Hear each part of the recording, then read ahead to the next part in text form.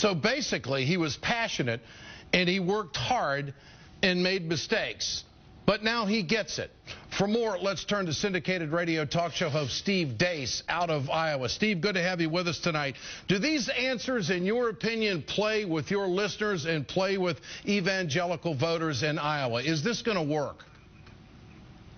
Ed, I think that people are very impressed with the brains and bravado that Newt has shown, especially in the debates.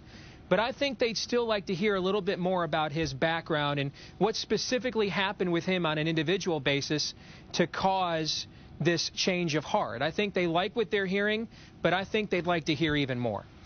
What do you mean they'd like to hear more? What do they need to hear from this candidate who says he's a changed man?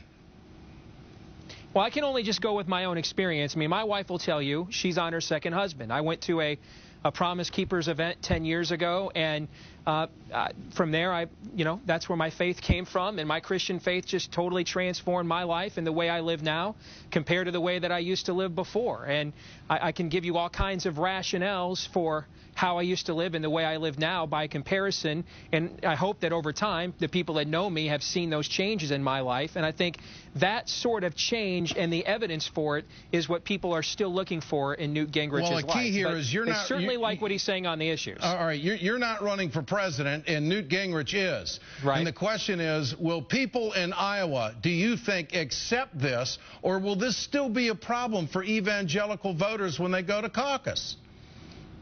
I think it will still be a problem. How big of a problem remains to be seen. I think that people would prefer that either a candidate like, say, Michelle Bachmann or Rick Santorum were saying the things with the confidence that Newt Gingrich is saying them. I think they'd feel more trusting because those are people that have been more consistent in their personal and in their public lives. But I think in the end, this election will be decided on issues and not personalities. And unless the less risky candidates start taking risks on the issues, I think voters will then take a risk on Newt Gingrich. And where do you think the pulse of the people is in your state of Iowa? Do they consider Gingrich's ethics violations, his changing answers on his consulting for Freddie Mac, and his flip-flops on things like the health care mandate? Where does that leave him? Well, see, I actually think where the mistake in the analysis is separating what's happened in the past with his marriages with where he's come down on the issues in the past. I think voters, particularly in a Republican primary, they don't accept the idea that someone's private character is not impacted by their public morality or vice versa. They actually see one being the result of the other. So I don't think voters just look at the fact he's on his third marriage or some of the things you just mentioned. I think they see those things as a total package. Yeah. And I think that they look at what goes on in his private life as a result of what happens publicly. Well, you know, Limbaugh and other conservative talkers around the country were all over Bill Clinton saying character counts. And is this a way to mop it up for Newt Gingrich? I mean, which Republican candidate benefits the most if Iowa evangelicals aren't happy with Newt Gingrich?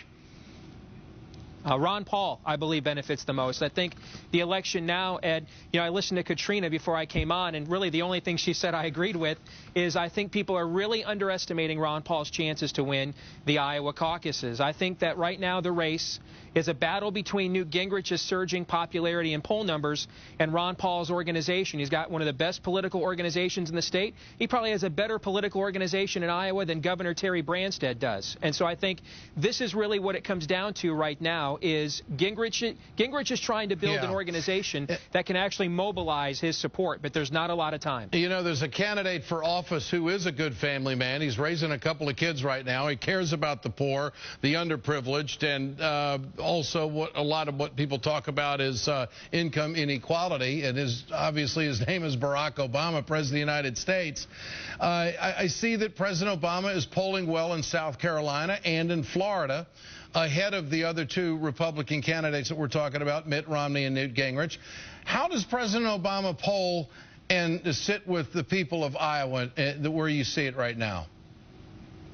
There's been a couple of polls that have been done just in the last couple of years that have shown Iowans, by and large, have buyer's remorse about Barack Obama, and really we're the state that gave rise to Obama. Had he lost to Hillary in the caucuses, he probably wouldn't be the president of the United States today. So I think that the polls in Iowa mirror what you're seeing across the country, in that a lot of people have buyer's remorse about Barack Obama. Well, and actually, I think Steve, the election next year is likely to be a referendum on him. The polls are showing right now that he would beat Newt Gingrich or Mitt Romney. But I understand your political take on it. I appreciate your time tonight. Thanks so much. Steve Deace from Iowa joining us tonight.